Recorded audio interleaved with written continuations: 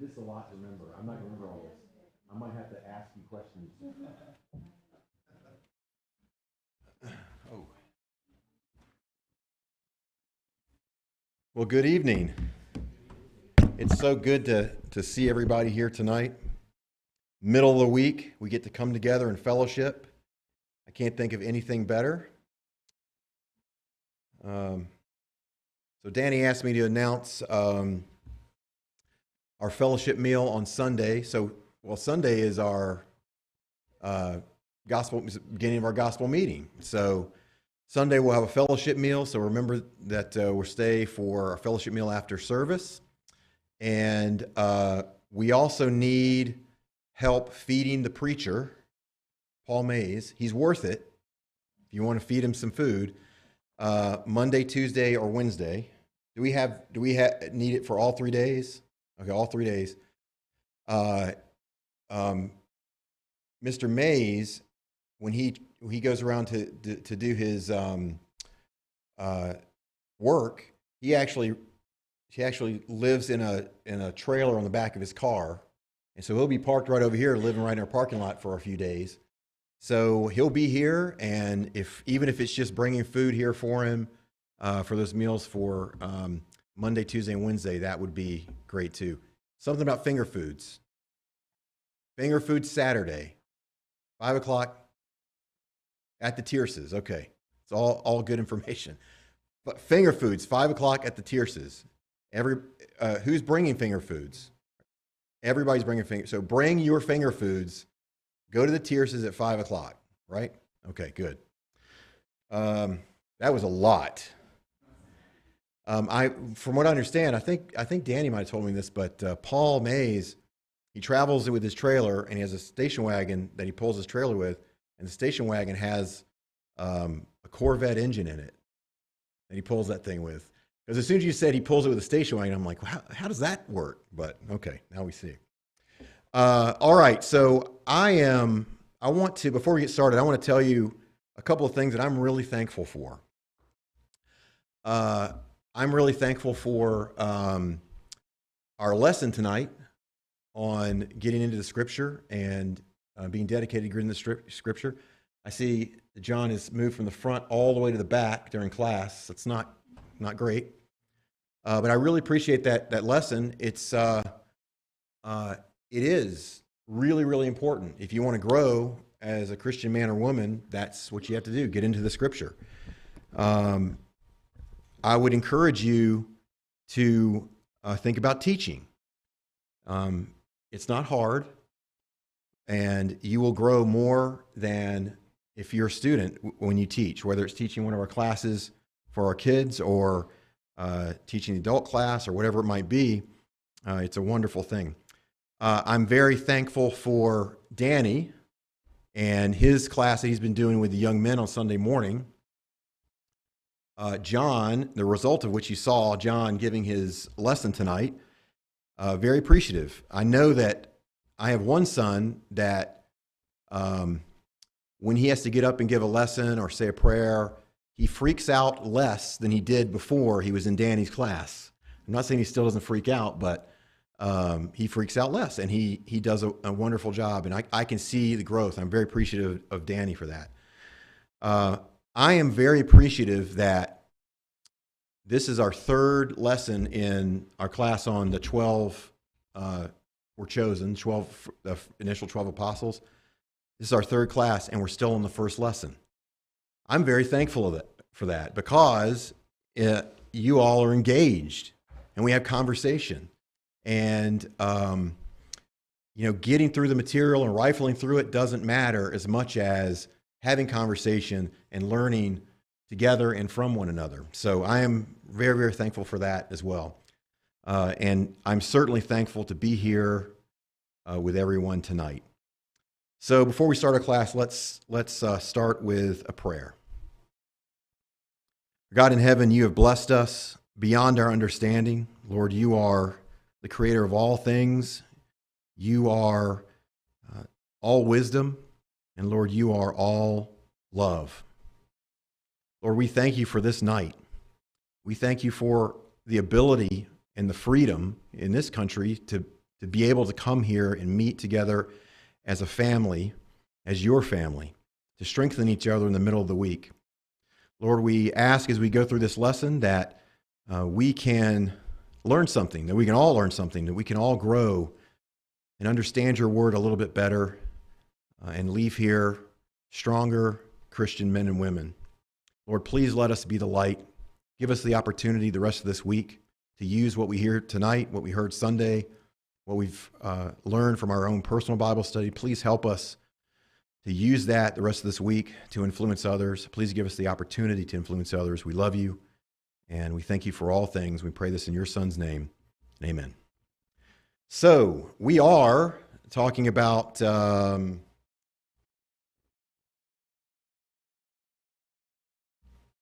12 were chosen. This is our lesson series. This is the student workbook. I see more student workbooks down here, so it looks like we've purchased some more. So if you need one, they're right down here. Again, this is really just for you to work on before class, during class, or after class, however it is that you choose. I know for a fact when we passed these out the first night that when we didn't have enough and we had to say, one per married couple, there were some of you that didn't want to share. So I'm looking at Danny. Looking at Danny right now. Just kidding. So if there's more up here, if you don't want to share, that's okay. You can get an extra one. We can even get more. All right. Yes. Oh, I'll give one to you.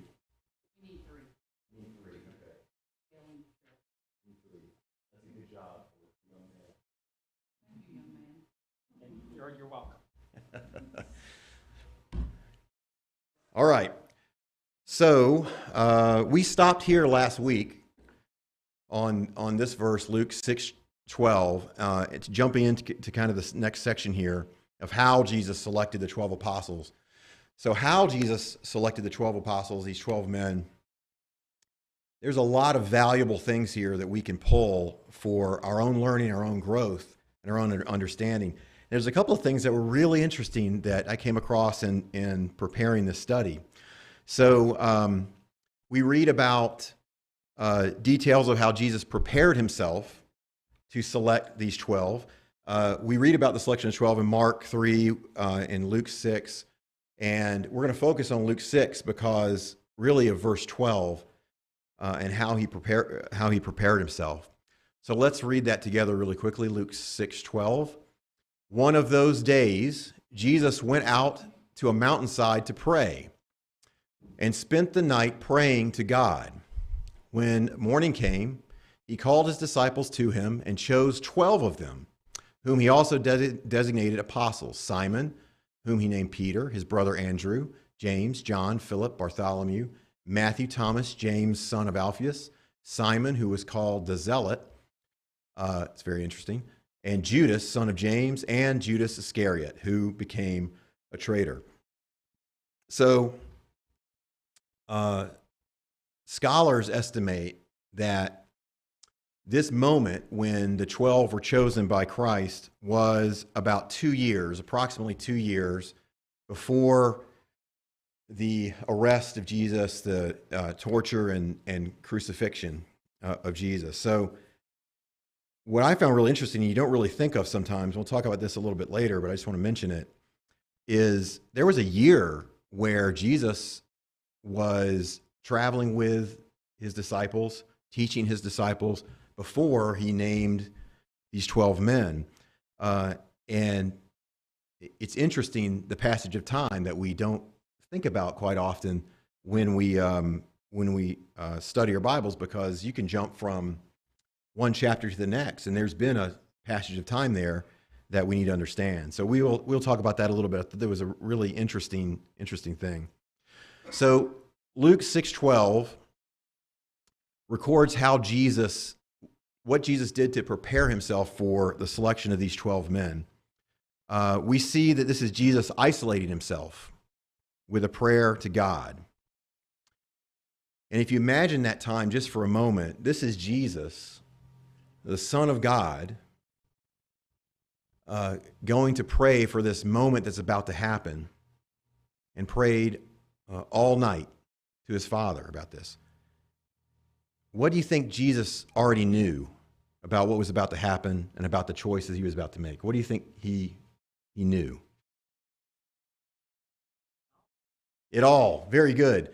You know, that was a typical Sean-style question where he'll ask something that's a really simple question with a simple answer, and you feel your confidence is blown because you think, this is way too simple. Like, is God eternal? And he'll look at you. You think, wait, I know that God is eternal, but why would he ask that question? So you're right. It is, he knew all of it. Christ already knew what he was going to do. Christ already knew what the choice was going to be. He knew these men. He knew what they would become. And what did he do? How did he prepare himself?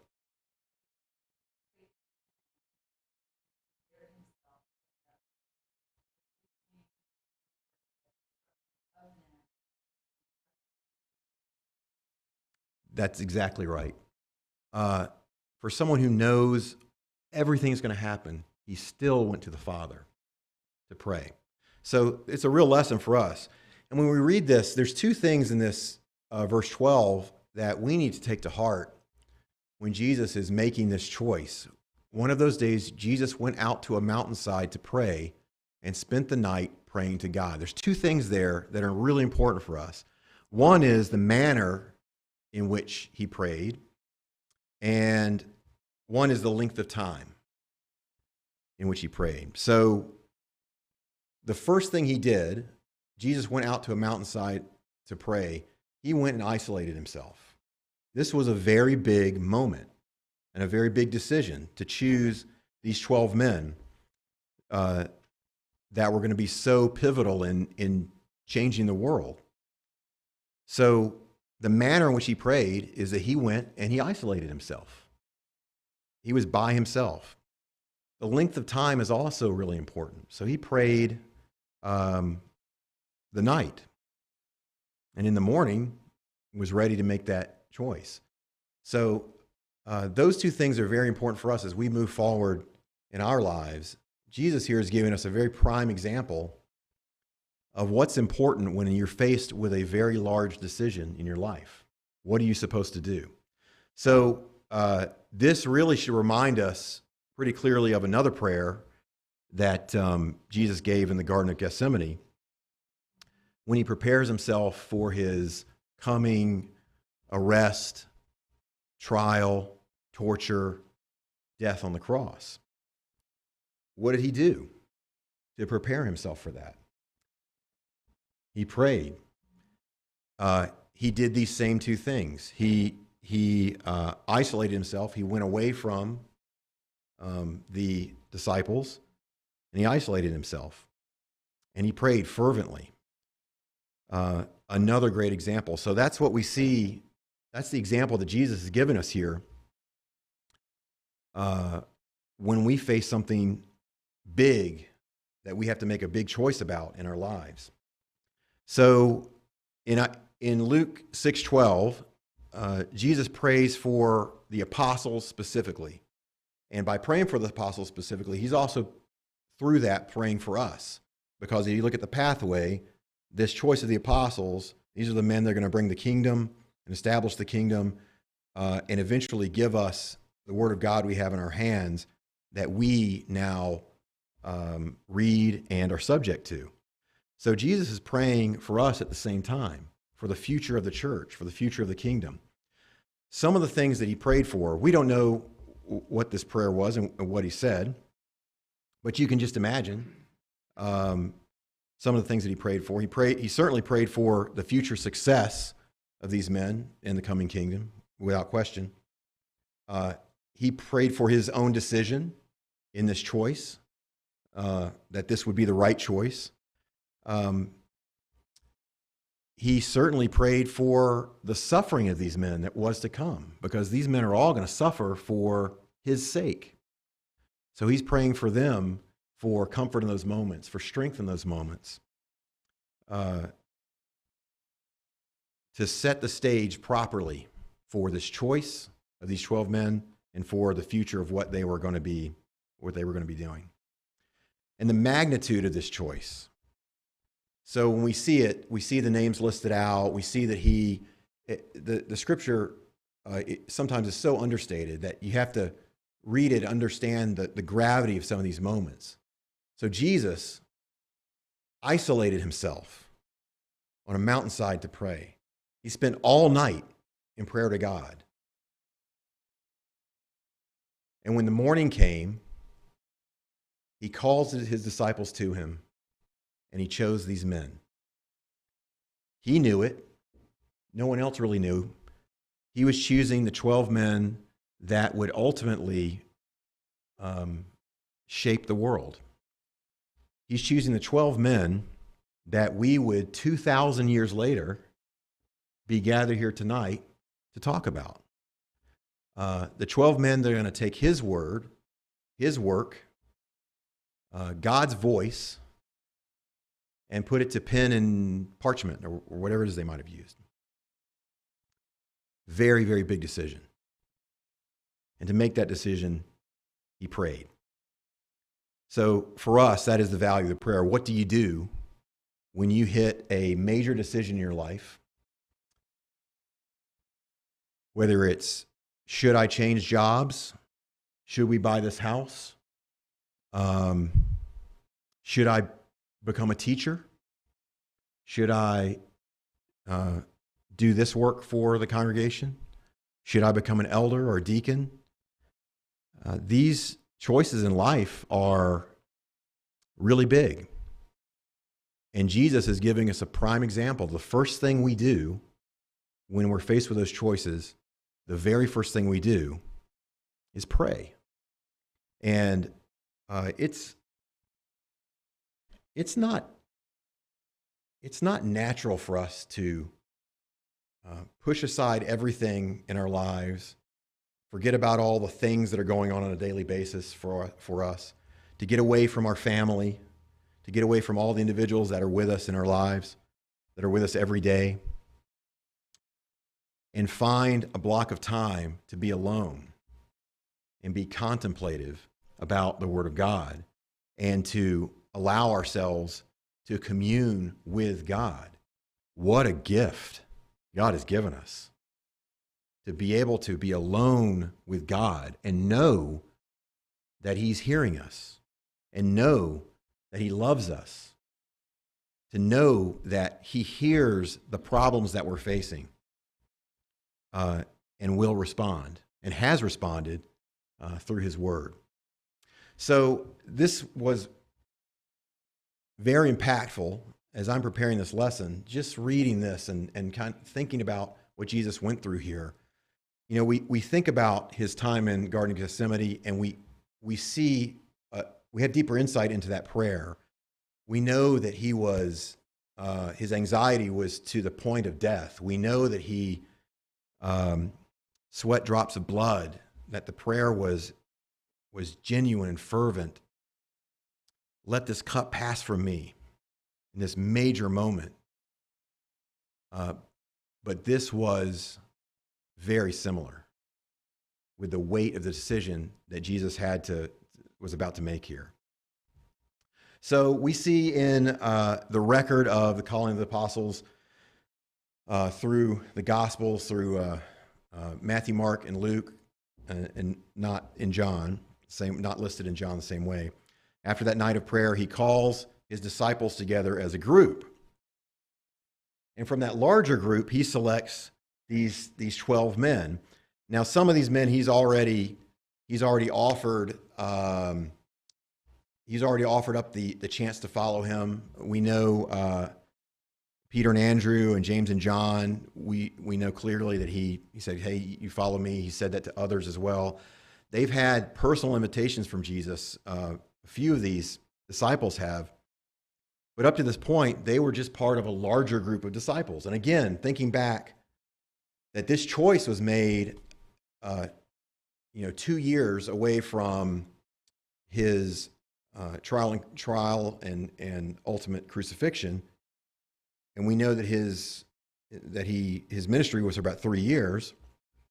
There was a year there where He was with His disciples, teaching and growing. And that was, again, for me, it's a passage of time. We're here in Luke 6. It's only 6 chapters. And if you really look at it, it is a jump between chapters 5 and 6, that in there's a year in there of Jesus preaching and teaching with this group of disciples that included these 12 men. And thinking about that, it's just a different. I hadn't thought about that before this study. You always think of Jesus with these 12 men, and they're just rolling around together, and that's how it was. That's how it's portrayed quite a bit. But we know that these 12 men were chosen out of a larger group of disciples that were following Jesus. So I don't know if you know the show. There's a show on Amazon Prime. I think that's what it's on, called The Chosen. Has anybody watched that show? It's good. So I wouldn't recommend it for anything biblical because they take a lot of liberties. But that's kind of what it's about. It's for entertainment purposes only. That, for instance, Matthew, they portray Matthew as having Asperger's or some kind of thing where he's really good with numbers, but he's awkward in social situations. So they take liberties. They take liberties, that just to tell a story. But it's really well done. I would recommend it for entertainment purposes only. It's really well done. What's really interesting about it is the portrayal of those moments in time. And the series is focused on not on Jesus, but on the people around Jesus during that time. So, they get to biblical text when they get to it, but they do filler text to get there. So again, for entertainment purposes. But it is really interesting because the setup and seeing the time that they're in, it gives you a really good, interesting view of what it was like during that time. So I would recommend watching it. I know for me, I enjoyed it. I enjoyed it because I'm preparing these lessons about the 12, and this show is about that.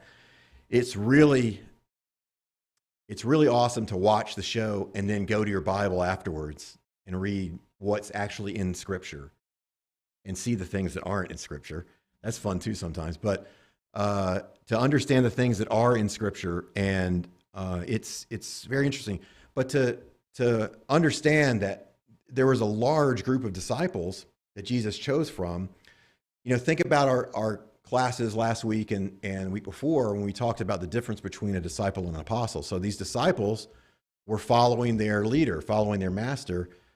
Some would follow, just within the city when Jesus was there. Some would follow within the region, and some would follow him everywhere. There was a group of disciples following him everywhere, not just the 12. So really kind of brought it to life and really was pretty interesting. So it's also really interesting to ask the question, why 12? Why 12 men? So does anybody have a guess? It's not difficult. Tribes, yeah. So that's what most scholars see. It's not important. It's not something that's going to alter things that the way we think about anything. But it's very interesting to look at this. Most scholars say that the 12 men were chosen to represent this shifting from the 12 tribes and the old law to this new thing with these 12 men represented. So it's another common thread that shows this one story, not an Old Testament that didn't quite work, and now we got to try something different because that certainly didn't work, and the Jews really didn't take to that. No, we show this one thread from this plan of salvation that started at the beginning of time and is continuing, all the way up to tonight as we talk about it. So it's really interesting to see that kind of symbolism continue on and continue through. Later on, the disciples actually saw the value in that number as well, because when they were in a room and they were waiting the Holy Spirit after Jesus had ascended to heaven, they recognized the importance of this number, and they chose Matthias to replace Judas to make that number 12 again. And so we'll talk about Matthias and Paul. It's one of our last lessons later on. So that connective tissue, every time when you're studying and you come across the connective tissue of God's word, it is so inspiring. I know when Steve was doing the Minor Prophets, it was all just pointing so directly to Christ over and over and over again. And this is what, when John talked to us about studying the Scripture, this is what happens when you study the Scripture. You see more and more of this connective tissue that is just so inspiring. And you can just see God's work for us dumb humans, that never quite get it. He's just holding our hand through all of this, and it's really impressive. All right, so we're going to look at some similarities and differences of this group. Does anyone have any questions or comments up to this point? Yes.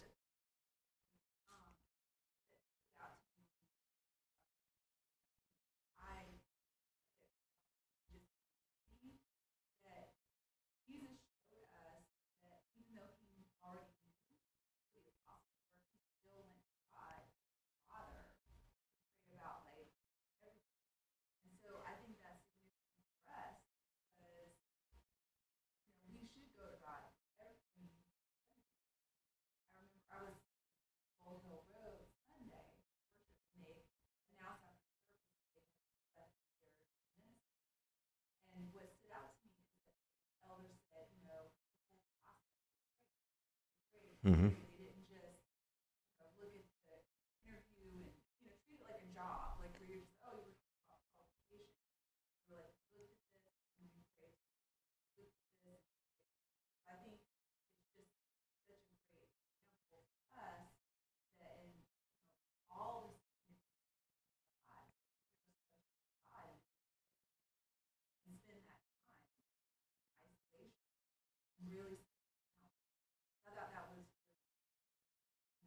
Mm-hmm. Yeah, I know. Well, Jesus.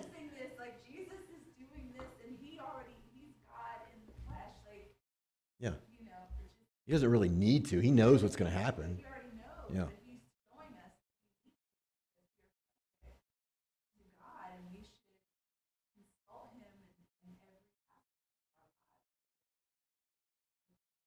Well, it's Jesus constantly teaching, and everything. His mind is on servitude with all of his actions. Even this, it's about serving others and helping us understand how do we empower the idea of spiritual things rather than the idea of selfish things.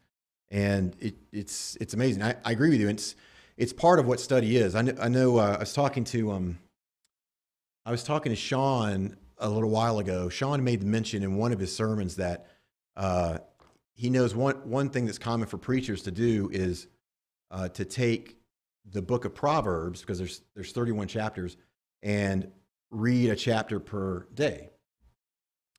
And I think it was great. So I started trying that too. So that's a really good, And I couldn't do it because, and Sean was the same way. We were laughing about it because I couldn't get past like 6 or 7 verses because I had to go in and dig in and say, oh, wow. And that made me think of something else and something else and something else. I couldn't do it. I don't know how they did that. But when you go through and start studying and you start to gain an understanding, and we'll see this as the apostles grow as well, as they leave self behind and start to focus more on spiritual things, you see the apostles' growth. And we'll see that as we look at each one of them. You see the apostles' growth and how their effectiveness just grows and grows as they study and as they let go more and more. And it's the same thing when we study. God is talking to us. Jesus is presenting us. Yes. Yeah, sorry, we were right in pointing out that Christ was deity, was 100% God. But also one thing that we see in this, we see it in the Garden of Gethsemane, is that he is man as well. And so he's subject to the same temptations, same anxieties. And it's evident from the Garden of Gethsemane that he knew the path that he was taking was not an easy one. Yeah. And also Matthew chapter 4, you have the temptation of Christ by Satan. He wouldn't do that If there wasn't temptation. wasn't a part of Christ that he could tempt. So, and I think we'll probably see this in the study, that these men come with their own bits of baggage. Yeah. Oh, yeah. So this might Yeah. not be an easy road, but these are the men that he needs. Yeah. He might know that, but he also needs, he's praying to God because he understands the gravity of his choices. And he's praying possibly because of, he might be anxious about it, because of the side of him that is man, and also that he would just go through with the correct choice because he's still man. And he's probably praying for patience because he's going to need a lot of it. So we'll see. I think Peter's the first one. Peter's the first one, and he needs some patience with Peter for sure. So absolutely,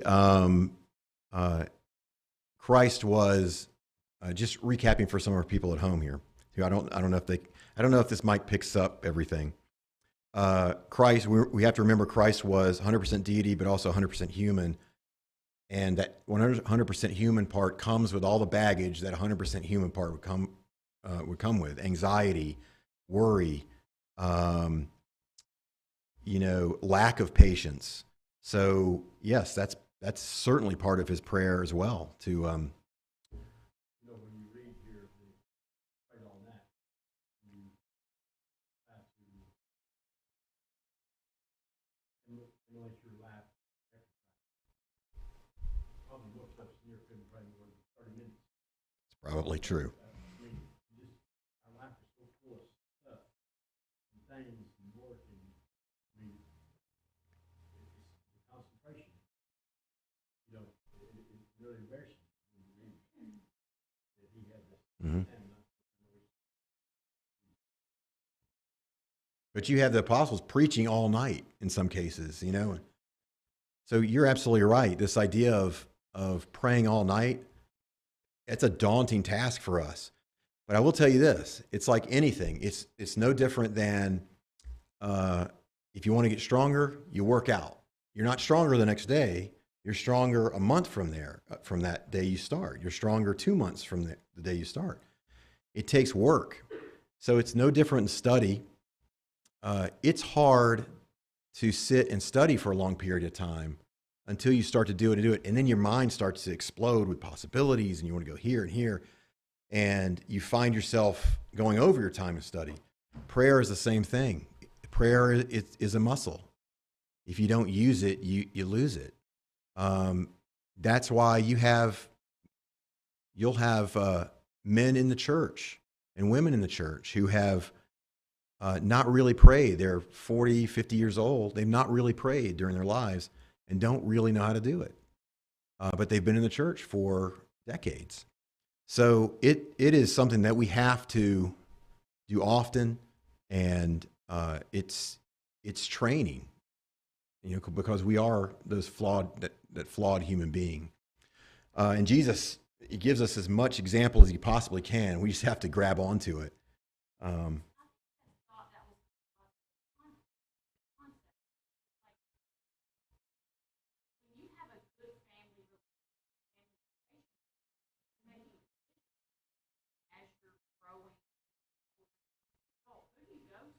Mm-hmm.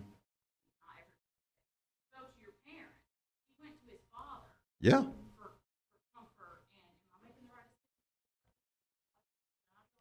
I mean, so it's the whole relationship.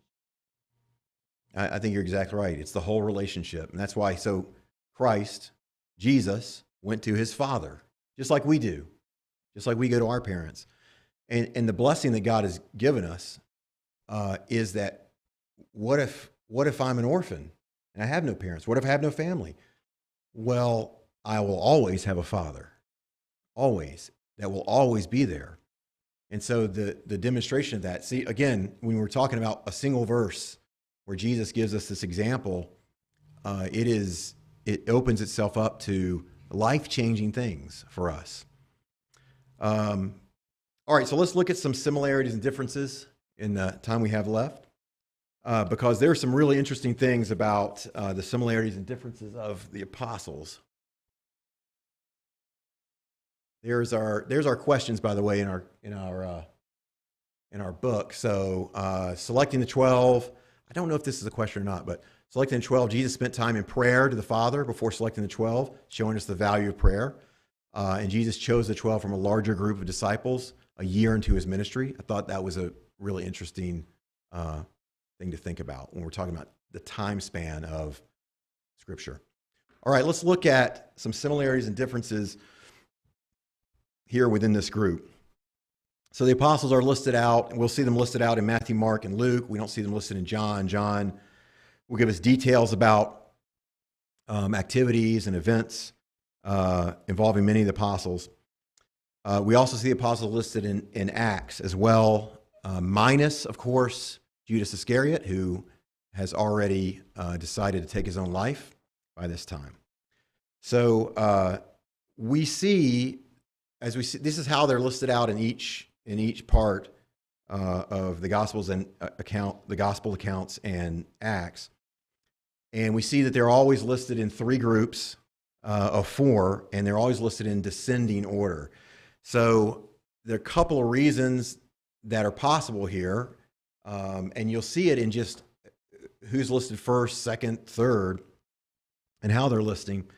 One is relationship with Jesus. Those who were closer to Jesus apparently are listed higher, and we also see those where we have details or lack of details listed higher. So it doesn't mean that any one of these disciples, these apostles, are more important than the other. It just is how the gospel writer and it's just how the writers decided to portray them as a list. The idea of them being their closeness to Christ is a really interesting one. So we'll also note that several of the apostles are known by different names, and we'll get into that as we get into each one of them. We'll talk about the different names. It's really interesting. I thought about doing kind of a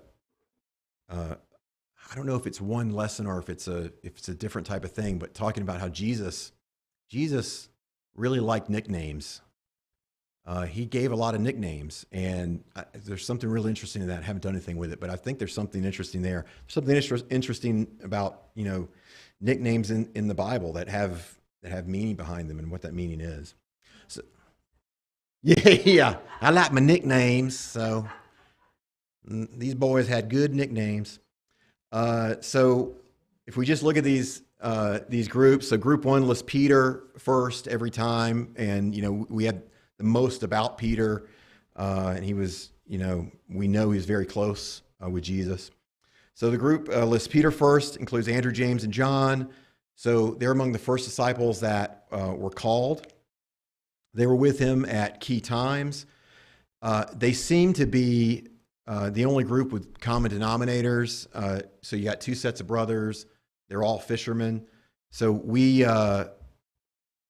know there are indicators that some of the other apostles were also fishermen, and there may have been some other family connections.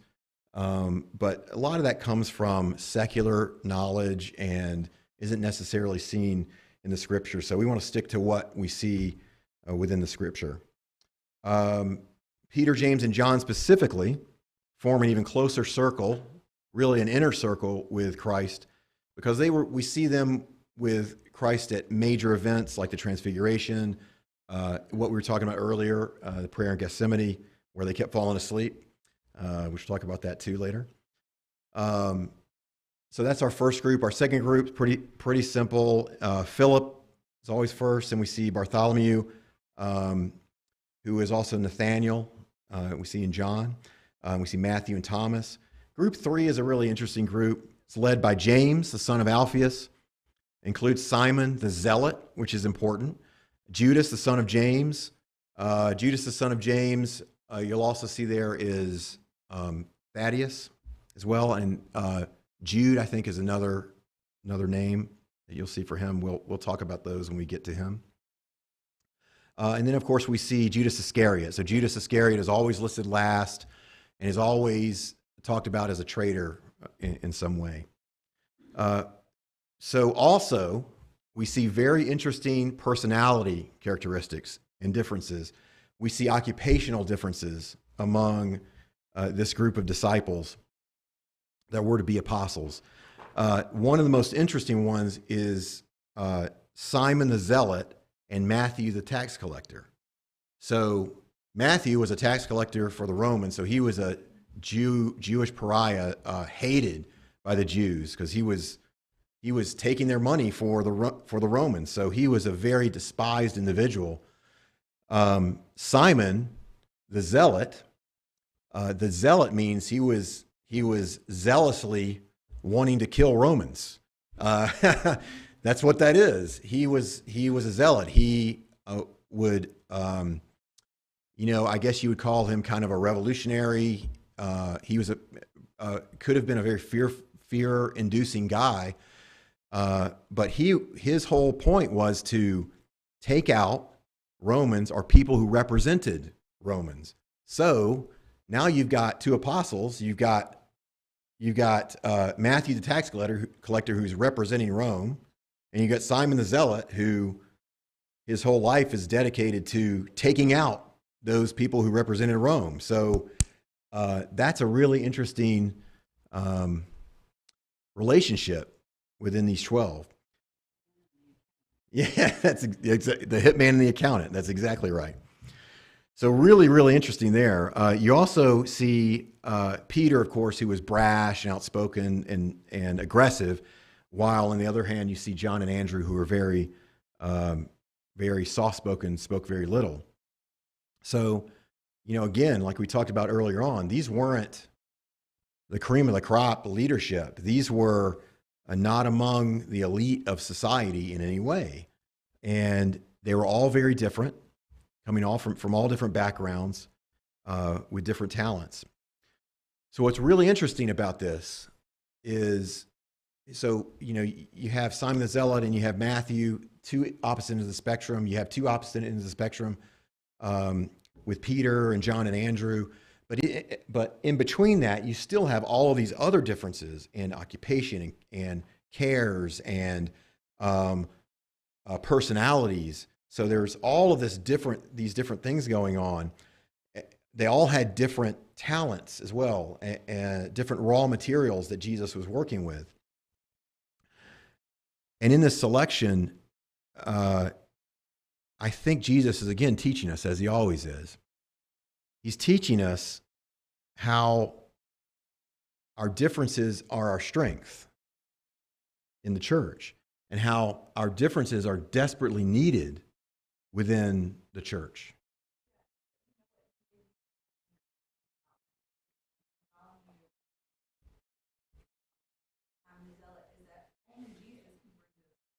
That's right. And that's the example we have today, is that, we are not all coming from the same experience, but we're here because of Jesus.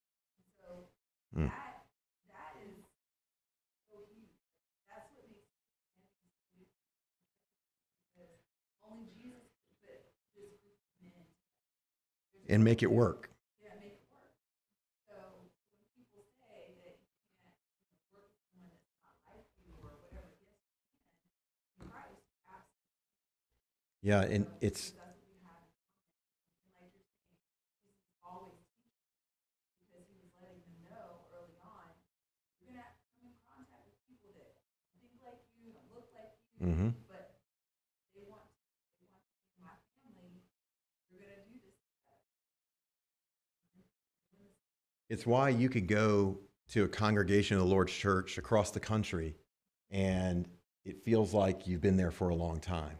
It's why you could go to a congregation in Zimbabwe, and although everything else about it is different, the peripheral things are different, the teaching is the same, and you believe the same thing, and you can agree on the same things. This made me think of, I know this is the second bell. I want to say this one thing before we get out of here. It made me think of 1 Corinthians 12, starting in verse 12.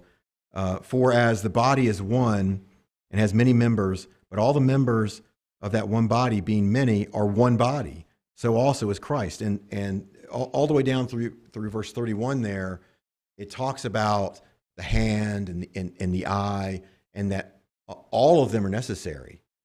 They all do different things, but not one is more important than the other. One might be more visible than the other, but not one is more important than the other. They're all needed to have a complete body.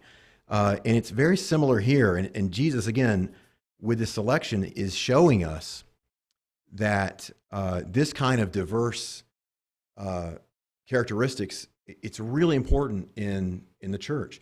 And for us as individual Christians, we have to understand that too, that we're going to be sitting next to somebody who is we might be Simon the Zealot sitting next to Matthew the tax collector, and be from opposite worlds, and know that in certain conversations we might be doing this. But in the end, Christ is what matters. This is part of this growth that we're going to see from the apostles, how they are pushing the selfish part of them aside and pulling the spiritual part of them closer. We'll see that more and more as these apostles grow. So that is our time. There was one other thing that I was going to say, and I don't remember what it was now, but it was really good. You take my word for it, okay? So I think next week not next week, because next week is our gospel meeting. But the week after we'll finish up this first lesson. It only takes 4 weeks to get through the first lesson. That's fantastic, by the way.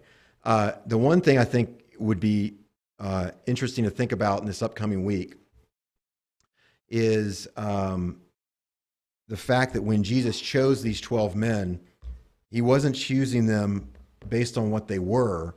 He was choosing them based on what they would become. I want you guys to think about that this week, about you and your own Christian journey, that God isn't interested in us as we are today. He's interested in us, what we can become, and what does it take to get to that person that God wants us to become. Right? That's it. Yeah.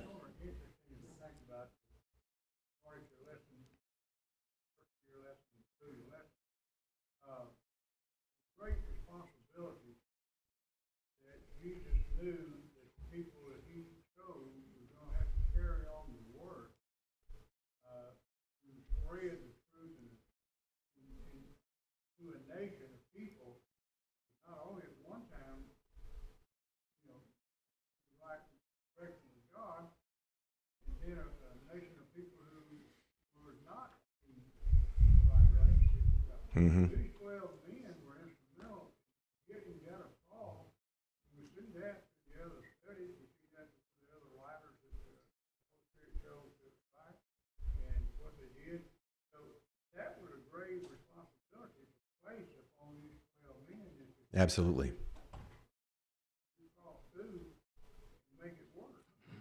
I think I agree. It was such a huge responsibility. I think it's something we overlook quite a bit, is the selection of these 12 men.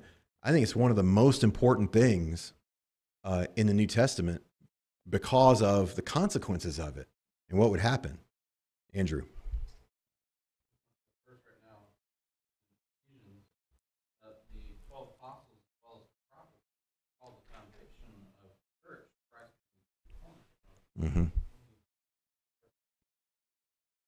12 apostles were called the foundation of the church, with Jesus being the chief cornerstone. Ephesians 2, verse 20,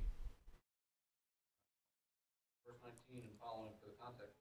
Now therefore ye are no more strangers and foreigners, but fellow citizens with the saints and of the household of God, and are built upon the foundation of the apostles and prophets, Jesus Christ himself being the chief cornerstone, in whom all the building fitly framed together grows unto an holy temple in the Lord, in whom ye also are builded together for an habitation of God through the Spirit.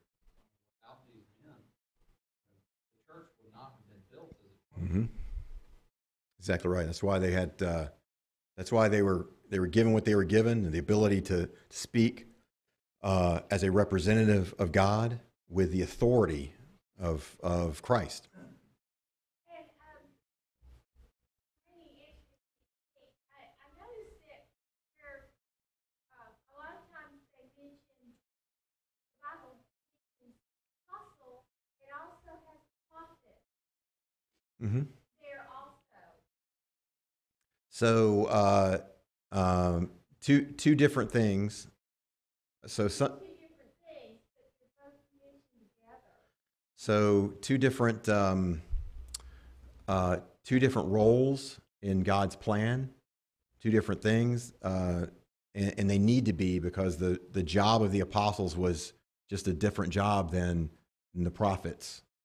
You're probably thinking of I can't think of where it is right now, but they list out. I can't think of where it is now, but it lists out kind of roles.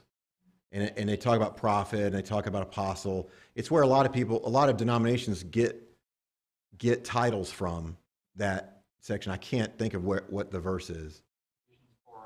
Ephesians 4:11. Thank you, Captain, Mr. Encyclopedia, biblical encyclopedia back there. But yes, there's a list there of a